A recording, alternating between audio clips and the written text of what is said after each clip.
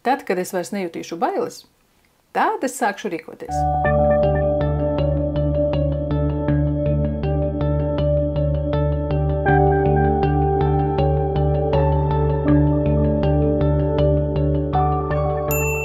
Turpināšu iepazīstināt jūs ar Sūzanas Džefersas grāmatu Baidies un tomēr rīkojies.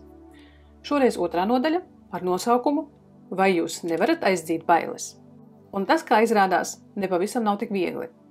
Mēs jūtamies kā tādi bērni, kuri tikko mācās staigāt un nemitīgi klūp. Taču katrs nākošais solis jau mums padodās arvien labāk un mēs jūtamies aizvien drošāk.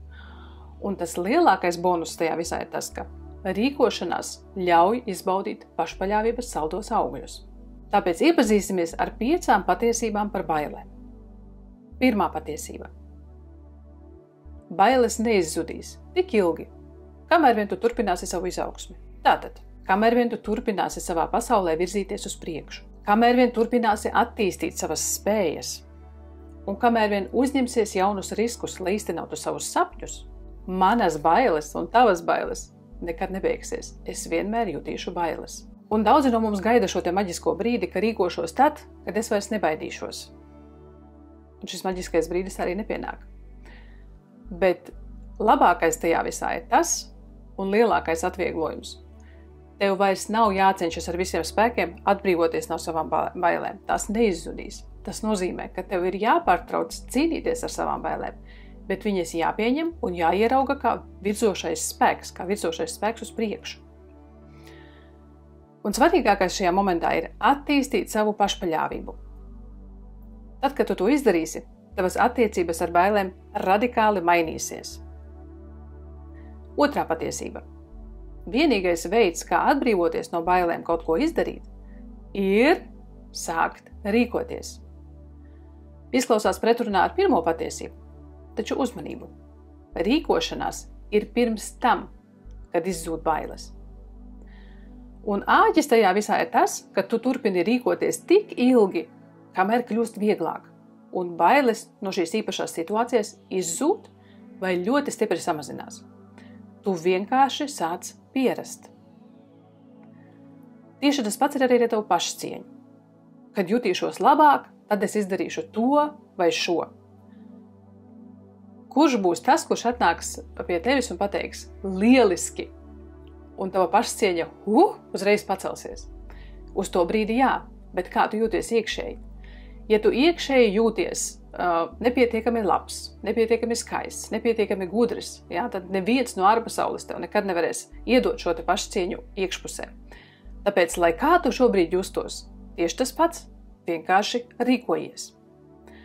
Un vislielākais gandarījums tajā visā ir tas, ka pārvarēt savas bailes un rīkoties uz savu roku ir tā kā vinnests loterijā. Jo katru reizi, kad tu paspēr šo te soli uz priekšu, katru reizi, kad tu sevi pārvari, tu iegūsti bonusu savā labā. Trešā patiesība.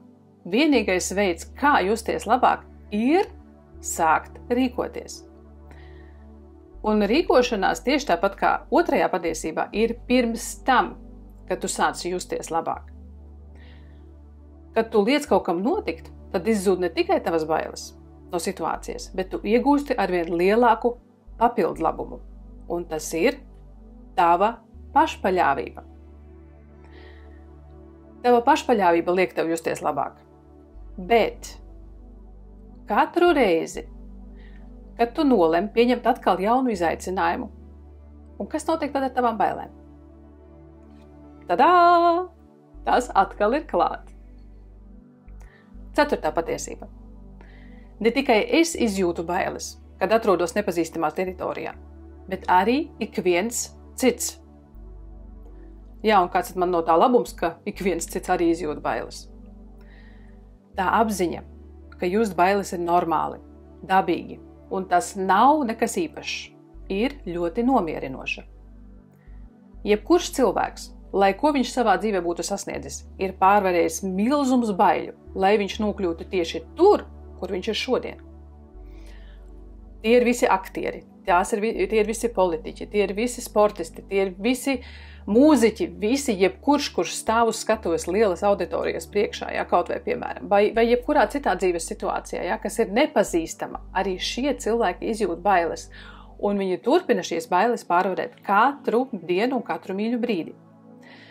Un arī tie, kuriem veiksmīgi ir izdevies pārvarēt savas bailes, visu mūžu apzināti vai neapzināti ir zinājuši šīs grāmatas vēstījumu. Tev jābīstas un tomēr jārīkojas. Un galvenais āķis tajā visā ir, ka bailes savā būtībā ir zaļā gaisma kustībai uz priekšu, nevis signāls atkāpties. Un tā ir tā mūsu lielākā domāšanas kļūda vai aplamība, ja? Ka mēs šīs te bailes uztveram kā stop, man ir bailes, es nedarīšu. Bet īstenībā, ja, mums šī te domāšana ir jāpagriež pretējā virzienā. Un kā to izdarīt? Pirmais solis ir, piemēram, ja, nākamo mēnesi vismaz 10 reizes dienā skaļi paust visas patiesības par bailēm. Tas ir tas treniņš. Jo domāšana mums ir jātrenē. Tas ir kā muskulis, mūsu smadzenes ir kā muskulis, kas prasās pēc treniņa, un vienkārši zinot šīs te visas lietas, nekas tavā dzīvē nemainīsies. Es tev varu pateikt vienu jauku, ļoti labu lietu, kas šobrīd Latvijā ir pieejama. Tie, piemēram, ir sublimināli. Ja? Subliminālu klausīšanās arī maina tavu domāšanu, arī maina tavas pārliecības, jo tur ir pozitīvi apgalvojumi, kas nonāk taisnā ceļā tavā zemapziņā. Ja? Un šis domāšanas treniņš šajā ziņā ir liels atvieglojums. Taču, ja tu gribi efektīvus un ātrus rezultātus, tad piesaisti arī savu apziņu, arī savu prātu un sāc pielietot šādus te treniņus arī ar savu prātu, lai mainītu savu domāšanu. Piemēram, ja? Bailes ir zaļā gaisma kustībai. Tātad, ja es baidos, tātad tas nozīmē, man ir jārīkojas. Bet kāpēc man vispār būtu jāpakļauj sevi visām tām mocībām un neērtībām ar risku uzņemšanos? Un kāpēc man vienkārši neturpināt dzīvot tā kā līdz šim? 5. patiesība. Baiļu pārvarēšana ir mazāk biedējoša nekā dzīvošana ar pamatbailēm, kas rodas no bezspēcības izjūtas. Šī baiļu patiesība ir patiesībā ironiska, jo cilvēki, kas atsakās uzņemties risku, dzīvo ar šausmu izjūtu. Un tā ir daudz skarbāka nekā riska uzņemšanās, un ticiet man, es to zinu. Jo tā ir bezspēcības sajūta, un tas, manuprāt, ir tas viens no briesmīgākajiem, kas vispār var būt. Un tas interesantākais šajā visā ir, ka viņi pat to nemaz nezina, šie cilvēki. Un tas bija tieši tāpat arī ar mani, jo mani valdīja ļoti ilgus gadus pārliecība. Labāk es zinu to slikto nekā nezinu neko. Un šita vēlēšanās saglabāt savu to iekšējo dzīves, iekšējo pasauli tāda, kāda viņa ir. Un pēc iespējas neko nemainīt, jo tas viss ir bailes, vienkārši. Un te es gribu pastāstīt jums kādu piemēru no grāmatas, kur rakstniece stāsta par sievieti, par ģimeni, ar sievu un vīru, kur sieviete bija lūk šajā te komforta zonā, tādā ļoti lielā paļāvībā uz savu vīru, bet ne pati uz sevi. Jo vīrs bija biznesmenis un nodrošināja viņu abu dzīvi, un abu dzīvi viņu arī organizēja pilnībā. Ja? Viņai bija ļoti ērti. Viņa dzīvoja vienkārši to savu ikdienu, kā viņa dzīvoja, viņai ne par ko nebija jādomā. Bet kas viņā iekšā bija? Viņai iekšā bija šī te baiļu sajūta, neapzināta baiļu sajūta, ja nu kaut kas notiks ar manu vīru, ja, es nekad nespēšu to pārdzīvot. Un kas notika? Un notika tas dzīves pavērsiens, kad viņas vīram bija insults. Un viņš pēkšņi no vienas dienas uz otru kļuva paralizēts. Un, protams, kad sabruka pilnīgi viss. Ja tu cilvēks savā šajā te burbulī dzīvo un jūti, un domā, ka tas, un ka tikai nekas neatgadītos, un tad, kad atgadās, tad ir, protams, ka pirmajā brīdī šis te sabrukums.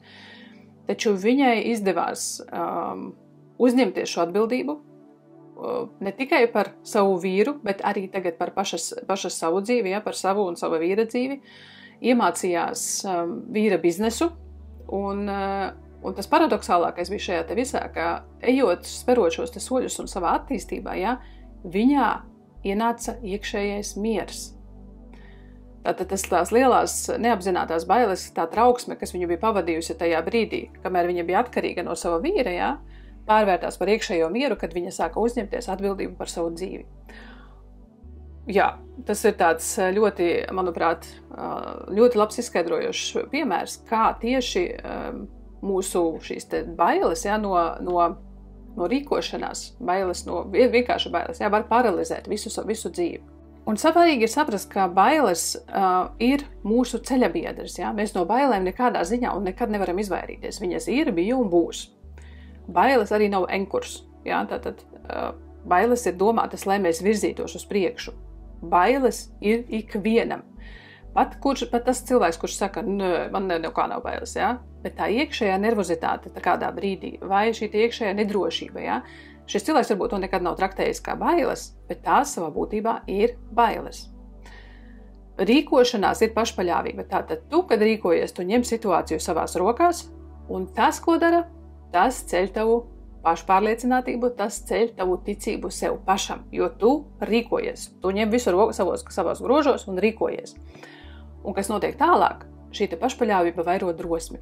Līdz ar to tu vienkārši sāc darīt lietas un dzīvot savu dzīvi arvien kvalitatīvāk tieši tāpēc, ka tu sāc rīkoties. Tāpēc spied patīt, ja tev šis video bija noderīgs, un seko man Instagramā, Facebookā un YouTube. Un izmēģini subliminālu iedarbību uz tavu zemapziņu subliminal.lv mājaslapā. Uz tikšanos nākošajā video!